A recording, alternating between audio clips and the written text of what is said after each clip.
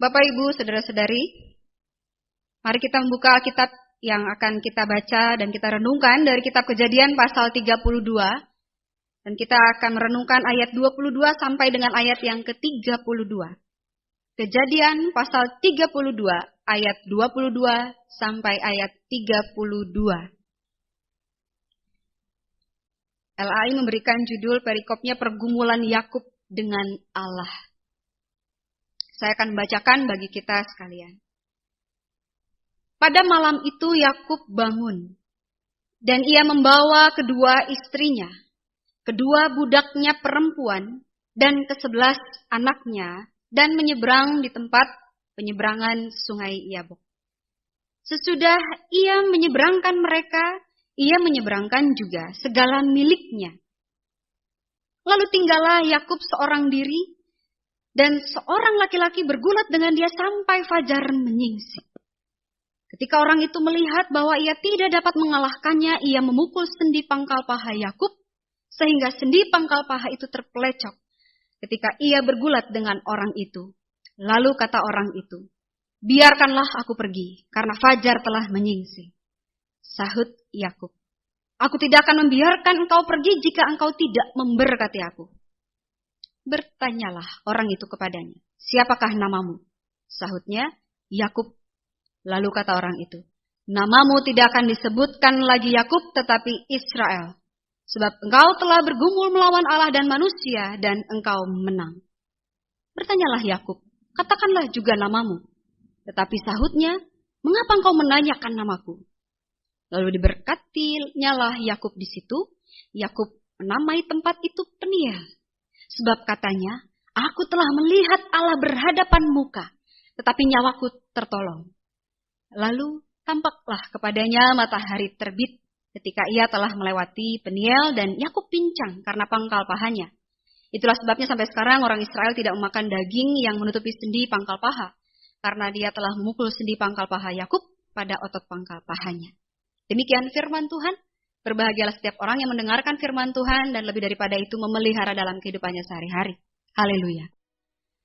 Punya pengalaman berantem sama teman? Sering, entah itu berantem omongan atau berantem benar-benar secara fisik gitu loh. Kalau anak-anak laki-laki tuh ya, remaja kan kayaknya kalau nggak berantem tuh nggak cowok banget, diledek diam aja gitu ya. Mungkin Bapak Ibu punya pengalaman seperti itu. Menang nggak saat kita berkelahi sama teman? Kalah. Mengalah. Kalaupun menang Bapak Ibu, apa pandangan teman-teman yang lain ketika kita sebagai pihak yang menang, ternyata minta berkat dari teman yang sudah kita kalahkan saat kita bertengkar, saat kita bertarung.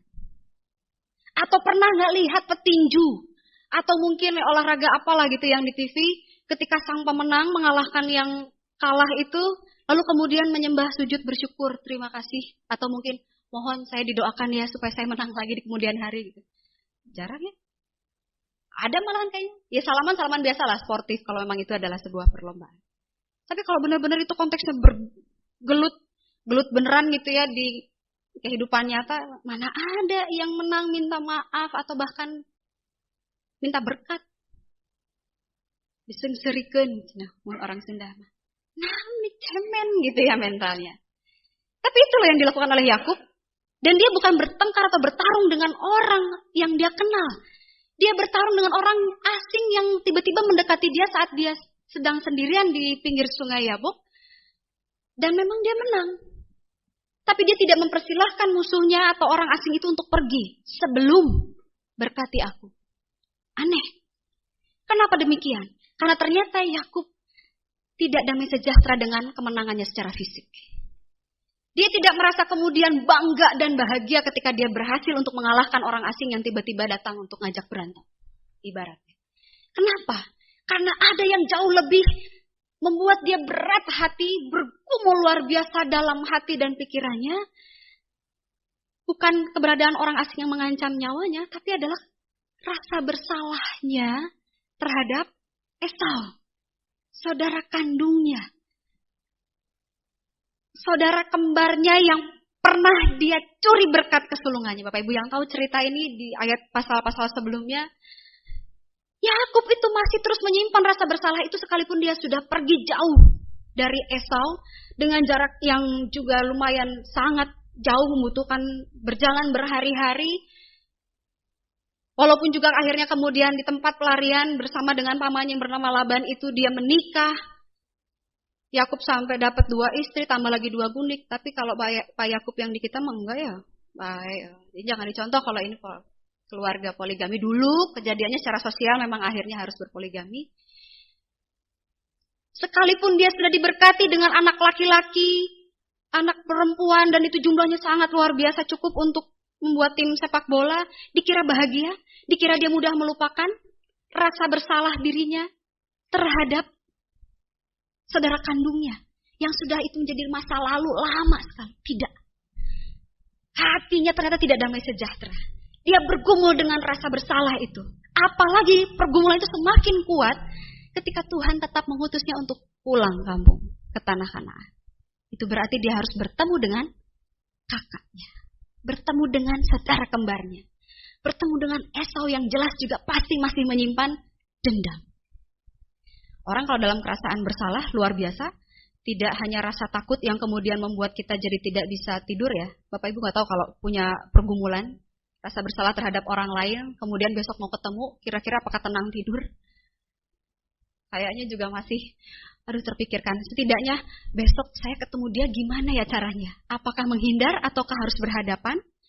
Saya harus minta maaf atau pura-pura sudah selesai? Sementara ternyata wajah kita tuh tidak bisa dibohongi. Kita masih merasa bersalah. Bergumul Yakub luar biasa sepanjang hari. Dan pergumulan Yakub tidak hanya Yakub yang rasakan. Istri-istrinya, anak-anaknya juga turut merasakan pergumulan Yakub. Berjalan melewati sungai dengan pertanyaan, Pak, kenapa sih kok harus malam-malam ini nyebrangnya? Kenapa sih harus bersegera? Kenapa sih harus mengutus dulu pasukan dengan bawa persembahan? Itu kan paman kita, gitu ya kata anak-anak. Itu kan kakakmu, kenapa? Gitu. Mereka pasti tahu dan mereka pasti ikut bergumul dalam rasa bersalah Yakub. Dan di dalam rasa bersalah itu bisa jadi juga yang punya pemikiran yang negatif. Kalau Esau sudah lupa, kalau masih ingat, dan kalau masih menyimpan dendam, pas saya datang, Esau langsung serang. Mati saya sama istri dan anak-anak. Tapi kemudian Yakub ingat, kalau di perikop sebelumnya, dia berdoa kepada Tuhan. Bukankah saya sudah mendapatkan berkat kesulungan? Bukankah Tuhan sudah berjanji bahwa saya akan mendapatkan penyertaan dan perlindungan? Bukankah Tuhan akan menjanjikan bahwa keturunan saya nanti akan seperti pasir di tepi pantai? Apakah saya harus musnah di hadapan tangan kakak saya gitu yang masih menyimpan dendam? Dengan janji itu dia bergumul tapi tetap terus melangkah. Yaitu di tengah pergumulan itu ternyata tambah lagi pergumulan baru. Orang asing tiba-tiba ngajak bergelut secara fisik dan ternyata menang. Dan kemudian disitulah dia minta berkat dari orang asing itu. Dan orang asing itu kemudian bertanya, siapa namamu? Yakub. Secara harfiah itu artinya penipu. Karena memang saat menerima berkat kesulungan dia harus menggunakan trik gitu ya dengan ibunya. Mulai saat ini namamu tidak lagi Yakub tetapi Israel. Karena kamu bergumul dengan Allah dan manusia dan kamu menang. Jadi maknanya Israel itu artinya bangsa yang selalu siap bergumul dengan Allah dan perintah-perintahnya. Dan bersama dengan Allah kita pasti menang. Itu nama yang baru bagi Yakub. Dan ketika kemudian Yakub juga penasaran siapa terus nama kamu itu gitu. Berani nanya namaku? Di situ baru dia sadar ternyata yang bergumul dengan dia secara fisik adalah Allah melalui malaikat yang diutusnya. Lalu kemudian tempat itu diberikan nama Peniel. Karena Allah berjumpa dengan dia tetapi dia selamat. Dia tidak harus kehilangan nyawa. Dalam keyakinan orang Israel kalau sudah Allah menjumpai manusia itu sudah mati lah hukumnya. Musa aja segitu yang dekat dengan Allah tidak bisa berjumpa langsung dengan Allah. Tapi dia selamat dan bahkan dia bergumul dengan Allah. Apa yang mau disampaikan dari firman Tuhan yang kita renungkan pada saat ini adalah bahwa kita juga sama. Hidup tidak pernah lepas dari pergumulan. Hidup tidak pernah lepas dari ingatan masa lalu yang mungkin selama ini masih menghantui Bapak Ibu yang hadir di mimpi buruk Bapak Ibu. Saudara-saudara juga mungkin juga masih memiliki entah pergumulan apa yang sampai saat ini juga bukannya berkurang malah terus bertambah. Tambah lagi pergumulan pandemi ini membuat banyak orang juga bergumul dalam kesejahteraan ekonomi. Belum lagi ini waktunya masa-masa pembayaran uang kuliah, sekolah anak-anak harus tetap didukung dengan fasilitas pembelajaran jarak jauh. Pergumulan ternyata tidak pernah berhenti. Kalaupun ada yang selesai, nambah lagi. Terus seperti itu. Atau mungkin ada pergumulan yang dibuat-buat. Bapak Ibu punya keinginan, punya cita-cita, punya standar tinggi untuk kehidupan Bapak Ibu dan keluarga, tapi itu tidak sesuai dengan kenyataan yang harus terjadi. Bergumul juga. Ditambah lagi momennya di gereja malah ada penyusunan komisi dan pengurus sektor. Waduh, ini pergumulan tambah lagi aja. Proses dinamika Bapak Ibu sebagai calon komisi pelayanan jemaat periode yang baru, dipanggil untuk melayani, Bapak Ibu banyak sekali menyampaikan pergumulan-pergumulan. Aduh saya belum siap, aduh saya nggak merasa yakin saya bisa di komisi itu. Aduh teman saya kenapa dia? Saya pengen sana di sana, kenapa saya ditempatkan di sini? Saya rumahnya jauh, saya kerja, saya begini, saya begitu dan seterusnya. Sampai saat ini mungkin pergumulan itu belum selesai. Apa jawaban firman Tuhan? Teruslah bergumul.